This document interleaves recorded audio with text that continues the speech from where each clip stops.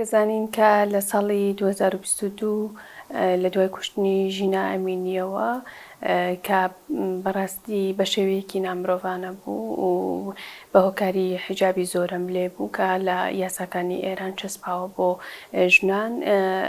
ژینا ئەمینی گیانی لەدەستا و ئەمەش لە دوای ئەوەی کە لە شاری سەقز بە وتنەوەی دروشمی ژنجیان ئازادی و ژینا دەبێتە ڕەمز ناوی ژینا دەبێتە ڕەمز خۆپێشاندان و ناڕەزایەتی بەرفراوان دەستی پێکرد. ئەو خۆپێشاندان و ناڕەزایەتیە تەنیا لە ئاستی ڕۆژهەڵاتی کوردستان و شاری سەقز نەمایەوە بەڵکو گەشەی کرد و گەشتە شارەکانی ئێران و بە تایبەتی ناوەندی ئێرانی گرتەوە لەوانە شاری تاران و بۆ یەکەم جار بوو کە ژنان پێشەنگ بوون هەرچەند ئێمە لە ساڵانی ڕابردوو لە خۆپێشاندانەکانی ڕابردووە بینی بوومان کە ژنان هەمیشە ڕۆڵی پێشەنگایەتی خۆیان دەگێڕا بەڵام نەدەهاتە بەرچاوی ڕاگەاندنەکانەوە ویان زۆر پراوێز دەخران لەلایەن ڕاگەاندنەکانەوە. بەڵام ئەم جارە لەبەرەوەی کە دروشمەکە دروشمێکی تایبەت بوو ئەو کەسێک کە کوژرا بوو ژنێکی کورد بوو هۆکارەکەی حیجابی زۆرم لێ بوو و لە ناوەندی ئێرانە کوژرا بوو. ئەمانە هەمووی هۆکار بوون بۆ ئەوەی کە شۆڕشێکی زۆر جیاوازتر بێت لە ئەوەی کە پێشتر هەبوو و ژنان ڕۆڵێکی پێشەنگ و سەرەکییان هەبوو بۆیە ئەتوانین بڵێن کە لە دوای شۆڕشی ژنجیان ئازادیەوە ئێران پێیناوەتە قۆناغێکی نوێوە. ئەم قۆناغە نوێیە بەدڵنیاییەوە زەمینەیەکی دروست کردووە زەمینەیەکی فراهەم کردووە بۆ ئەوەی کە ژنان گەلانی چەساوە لە ئێران و هەموو چین و توێژانەوەی کە لە ساڵانی ڕابردووە لە ژێر گوشار بوون ئێستا یەکگرتوو بن ئێستا هاودەنگ بن ئێستا بتوانن کە پێکەوە داخوازیەکانی خۆیان ڕابگێنن و لە ڕاستیە شۆڕشی ژنجیان ئازادی مافی هەموو کەسێکی تێدا پارێزراوە و شۆڕشێکی دیموکراتیکی دەست پێ کردووە کە گۆڕانکاریەکی فکری و زەینی لە کۆمەڵگەی ئێرانە دروست کردووە. هەر بۆیە ئەم شۆڕشەی کە دەستی پێ کردووە شۆڕشێکی زۆر زۆر جیاوازترەوە دەستکەوتی زۆر جیاوازتریشی هەیە. یەکێک لەو دەستکەوتانە بۆ نمونە ئەتوانین باس لەوە بکەین کە چۆن بۆ یەکەم جار لە ئێرانە گەلان پشتیوانی یەک بوون. دروشمەکان کە ئەوترایەوە لە بەلوچستان هەتا تاران لە تاران هەتا تەورێز و هەتا کوردستان گەلان پشتیوانی یەک بوون. بۆ یەکەم جار بوو کە شۆڕشێک و ناڕەزایەتیەک لە ڕۆژهەڵاتی کوردستان دەستی پێکرد بوو بەڵام لە ناوچەکانی دیکەی ئێرانەوە پشتیوانی بۆ هات واتە دروشمەکانیش دروشمەلێکی زۆر زۆر پێشکەوتوتر بوون و شێوازێکی زۆر جیاوازی هێنایە کایەی خەباتی ڕۆژهەڵاتی کوردستان و ئێرانەوە. ئەمەش بە هەوڵ و تێکۆشانی ژنان بەو قوربانیدانە بوو کە ژناندایان و بەدڵنیاییەوە دەستکەوتی زیاتریشی ئەبێت لە داهاتووە. خۆی ئەزانی هەموو شۆڕشێک کە دەست پێکاتەوە هەموو ناڕەزایەتیەک کە دەست پێکە ئامانجێکی هەیە و ئامانجی ژنان و گەلانیش لە ئەو کاتەیە ئەوە بوو بەڕاستی ئەوە بوو کە گۆڕانکاری تەواوەتی لە کۆمەڵگەی ئێرانە دروست بکەن واتە سیستم بگۆڕن. بەڵام بەداخەوە نەیانتوانی و هۆکاری جیاواز هەبوو بۆ ئەوەی کە نەتوانن بە ئەو ئامانجەی خۆیان بگەن. بەڵام توانیویانە دەوڵەتی ئێران و حکوومەتی ئێران ببەنە بژێر ئەو بەرپرسیارەتیەوە و لە ماوەی 2-3 ساڵی ڕابردووە هەوڵێکی فراوان هەبوو بۆ ئەوەی کە ئەو یاسانەی کە هەیە یاسا بنەڕەتیەکانی ئێران کە لە دژی ژنانن گۆڕانکاری تیا بکرێت. ڕاستە ئێمە نەمانتوانیوە هێشتا بگەینەوە ئامانجێ خۆمان کە گۆڕانکاری لە یاساکانە ئەمەش هۆکاری ئەوەیە کە دوو گروپی جیاواز لە ڕووی سیاسیەوە دەستیان خستوتە ناو یاساکانی ئێرانەوە و ڕێگرن لەوەی کە داخوازیەکانی ژنان جێبەجێ بێت و بەدڵنیاییەوە کۆماری ئیسلامیش بەو ئاسانیە نایەوێت خۆی تەسلیم بکات لە بەرامبەر داخوازیەکانی ژنانە. ئێمە لە ڕووی یاساییەوە نەمانتوانیە ئەو گۆڕانکاریە بکەین چونکە هێشتا سیستمەکە نەگۆڕاوە و تا سیستمیش نەگۆڕێ بەدڵنیاییەوە گۆڕانکاری لە یاساکانە زۆر قورسە بێت بە پێچوانەوە لە ماوەی 2 ساڵی ڕابردووە هەوڵیان داوە و گروپە نەریتخوازانەی کە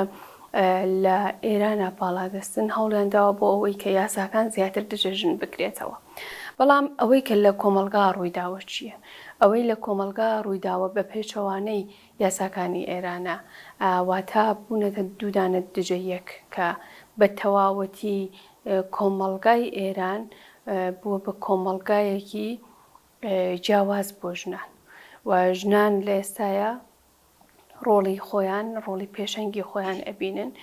لە خۆپێشاندان و ناڕەزایەتیەکانە بەشدارن لە زیندانەکانە بە شێوازێک بەرخۆدانەکەن کە بێوێنەیە ژنان لە ناو کۆمەلگای ئێرانە توانیویانە هەندێک گۆڕانکاری بنەڕەتی دروست بکەن لەوانە جاران نەتدەتوانی بە شێوازێکی ئاسایی و بە جلوبەرگی داخوازی خۆت لە ناو کۆمەلگا بگەڕی بەڵام ئێستا ئەوە بە تەواوەتی گۆڕانکاری بەسەرا هاتووە و ئەتوانین بڵێن ئێستا ژنان هەوڵەدەن بۆ ئەوەی کە دەستکەوتەکانی خۆیان هەرچی زیاتر بکەن بەڵام بەداخەوە ئەوەشمان لەبیر نەچێت کە ئەو سەرکوتکردنەی کە هەبوو لەسەر شۆڕشەکە و ئەو شێوازە دڕندانەی کە ڕۆبەڕووی خۆپێشاندەران بوونەوە هۆکار بوو بۆ ئەوەی کە نەتوانین بە ئەو ئامانجە سەرەکیانەی کە شۆڕشەکە هەیبوو بگەین. خۆی ئەوەی ڕاستیە کە شۆڕشی ژنجیان ئازادی سەرچاوەکەی لە ڕۆژاوای کوردستان و لە باکووری کوردستان گرتووە و ئەزانین کە دروشمەکە بۆ یەکەم جار لە سەرەتایی ساڵەکانی 2000ەوە لە باکووری کوردستان سەری هەڵدا و بەڕاستیش لە باکووری کوردستانە ئەوە بە کردەوە بە کردار کراوە شۆڕشی ژنجیان ئازادی و دروشمی ژنجیان ئازادی تر لە دروشمان نەماوەتەوە بەڵکو بەکردەوە پارتەکانی باکووری کوردستان ڕێکخراوە مەدەنیەکان و ڕێکخراوە سیاسیەکان ئەو دروشمەیان پێکهێناوە و لە باکووری لە ڕۆژاوای کوردستانیشە بە هەمان شێوازواتە لە ئەسڵە ئەگەر بڵێن ڕۆژهەڵاتی کوردستان کاریگەر بووە بە باکوور و بە ڕۆژاوای کوردستان و دەستکەوتەکانی شۆڕشی ژنجیان ئازادی و شۆڕشی ژنان کە لە ساڵی 2011ەوە لە ڕۆژاوای کوردستان دەستی پێکرد دیارن ئەوەی کە بۆ یەکەم جارە ژنان ئەرتەشی خۆیان هەیە بۆ یەکەم جارە ژنان پاراستنی ڕەوایان هەیە بۆ یەکەم جارە ژنان بەکردەوە و بە شێوازێکی دیموکراتیک و لەسەر سیستمی هاوسەرۆکایەتی بەشداری هەموو جومگەکانی سیاست و کۆمەلگا و بەڕێوەبەرایەتیان کردووە لە ڕۆژاوای کوردستان ئەمە کاریگەری خۆی لەسەر ڕۆژهەڵاتی کوردستان دروست کردووە و ئەو دروشمەش هەر لە ڕۆژاوای کوردستان و لە باکووری کوردستانە سەرچاوە خۆی گرتووە بەڵام ئەتوانین بڵێن چی جۆرە پشتیوانیەک لە ڕۆژاوای کوردستانەوە هەبوویان لە باکووری کوردستان و باشووری کوردستانەوە لە ڕاستیە لە ماوەی 2-3 ساڵی ڕابردووە پشتیوانیەکی زۆر بەهێز هەبوو لە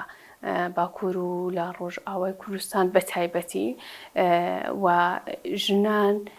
هەموو کاتێک کە پێشەنگ بوون لەوەی کە پشتگیری ژنانی ڕۆژهەڵاتی کوردستان بکەن لەبەرەوەی پارچەکانی کوردستان گرێدراون بەیەکەوە ڕاستە سنووری دەستکرد هەیە لە نێوان ئەم پارچانەی کوردستانە بەڵام ئەوەمان لەبیر نەچێت کە ئێمە لە ڕووی نەتەوایەتیەوە کولتور و زمانەوە لە ڕووی ئەوەی کە خاکمانیەکە کولتورمانیەکە هێشتا گرێدراوین بەیەکەوە و ئەم سنوورە دەستکردانە ناتوانن کاریگەریان هەبێت لەسەر ئێمە بۆیە هەمیشە لە کاتی شۆڕشەکانە وەک چۆن بینیمان ڕۆڵەکانی ڕۆژهەڵاتی کوردستان و باکوور و باشووری کوردستان لە ڕۆژاوای کوردستانە گیانی خۆیانیان بەخت کرد بە هەمان شێواز لە دوای دەستپێکردنی شۆڕشی ژنجیان ئازادی لە ڕۆژهەڵاتی کوردستانەوە پشتیوانیەکی زۆر بەهێز لە پارچەکانی تری کوردستانەوە بۆ ڕۆژهەڵات هەبوو و لە باشووری کوردستانیشەوە بیرمان نەچێت کە پشتیوانی زۆر بەهێز هەبوو بەڵام ئەو پشتیوانی کە لە باشووری کوردستانەوە هەبوو نەگەشت بۆ ئاستەی کە چاوەڕوان دەکرات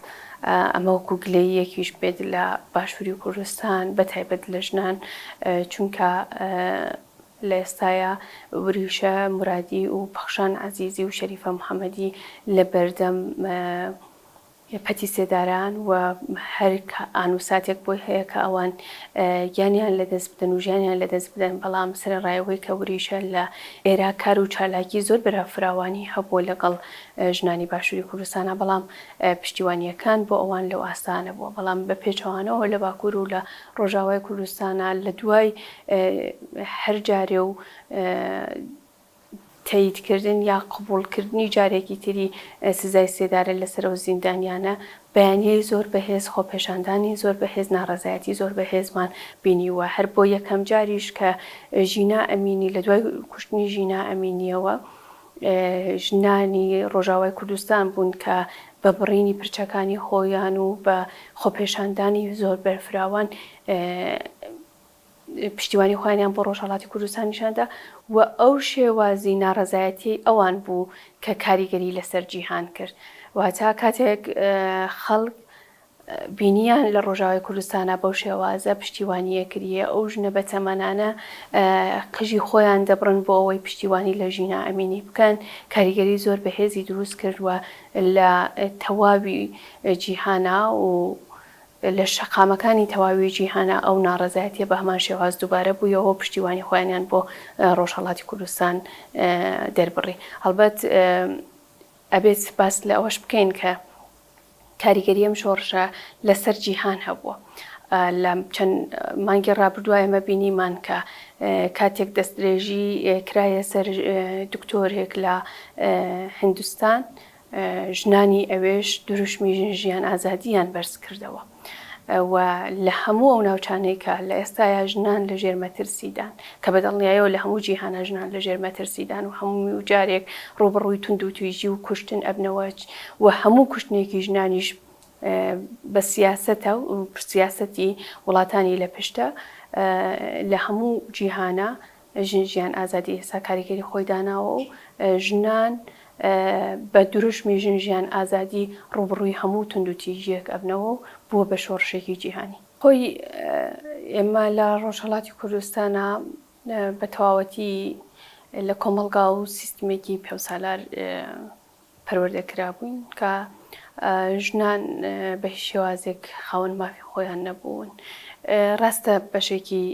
کولتورە بەڵام بەشە سەرەکیەکەی یاسایە چونکە یاسا چۆن داڕژرابێت کولتوریش لەوە سەرچاوەگرێت واتە کولتور و یاسا کاریگەریان لەسەر یەکتر هەیە و چەندێک حکوومەتەکان دیکتاتۆر بن کولتورەکانیش بەپێی یاساکانە زیاتر گۆڕانکاریان بەسەرادێت کەواتە کولتورێکی پیاوسالارانە زاڵە لە ڕۆژهەڵاتی کوردستانە و یاسایەکی بە تەواوەتی پیاوسالارانە و پیاوتەوەر زاڵە لەسەر ئێران و ڕۆژهەڵاتی کوردستان و ئەو ژیانەی کە ژنان لە ڕۆژهەڵاتی کوردستانە ئەژین کە ڕۆژانە ڕۆبەڕووی تونند و تیژی ئەبنەوە چی لەلایەن خێزانەوە چی لەلایەن کۆمەڵگاوە و چی لەلایەن دەوڵەت و یاساوە ژیانێکی بە تەواوەتی ئەتوانین بڵێن شێوازێکی کۆیلانە بووە کە هەوڵیان داوە ژنان پاشەکشە پێ بکەن لە خواستەکانی خۆیان بیرمان نەچێت هۆکاری سەرەکیەوەی کە ئەم کولتوریان بۆ شێوازە زاڵ کردووە بەسەر ژنانی بە تایبەتی ڕۆژهەڵاتی کوردستانە چون ناوچەکانی ئێران بە پێی جۆگرافیاکانیان بە پێی شێوازی ژیانیان بە پێی ئەوەی کە چنەتەوەیەک لە چ شوێنێکە زیاتر هەیە هەوڵیان داوە دووبەرەکی زیاتر یا ئەوەی کە کولتورێکی زاڵتر ناشیرینتر زاڵ بکەن لەسەر ئەو کۆمەڵگایە بۆ نمونە خۆیشیان بەلوچستان کوردستان ئەحواز ئەم شوێنانە بە ناوچەیەکی دوورە دەست پێناسەکەن کە بێبەشن لە هەموو مافەکان حتا بە قسەی خۆیان و بەکردەوەی خۆشیان ئەوەیان نیشان داوەکە ئەم ناوچانە دوورە دەستن و دوورە دەستبوونی ئەم ناوچانە و بێبەشبوونی ئەم ناوچانە لە مافە سەرەکیەکانی خۆیان مافە سەرەتاییەکانی خۆیان کە ئەتوانێت لە ناوچەکانی ترا زۆر جیاواز بێت ئەو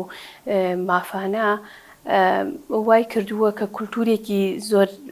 پێوسالارتر زاڵ بێت لە سەر کۆمەڵگاکان. بەڵام سەرەڕای ئەمەش ژنان لە ڕۆژهەڵاتی کوردستانە هەمیشە پێشەنگ بوون. هەر لە سەرەتای هاتنە سەرکاری کۆماری ئیسلامیەوە ژنانی ڕۆژهەڵاتی کوردستان پێشەنگ بوون، وەکو شۆڕژگێر بەشداری شۆڕش بوون و لە دژی ئەو یاسا و کولتورەی کە کۆماری ئیسلامی سەپاندوویەتی بەسەر کۆمەڵگای ئێرانە وەستاونەتەوە. ئەمە هۆکارە سەرەکیەکەیەکە بەو شێوازە ئەیانەوێت کە ژنانی کورد پاشەکشێ پێ بکەن لە مافەکانی خۆیان و کولتورێکی زۆر ناشرینتر زاڵ بکەن لە ڕۆژهەڵاتی کوردستانە. بەڵام ژنان هەر لە ماوەی 40 ساڵی ڕابردووە پێشەنگایەتی خۆیانیان نیشان داوە. لە زیندانەکانی ئێرانە زۆرترین ژنی کورد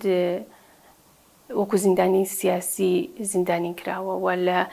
ساڵەکانی 60 هەتاویە زیاترین کوشتن و بڕین کە هەبوو ژنانی کورد و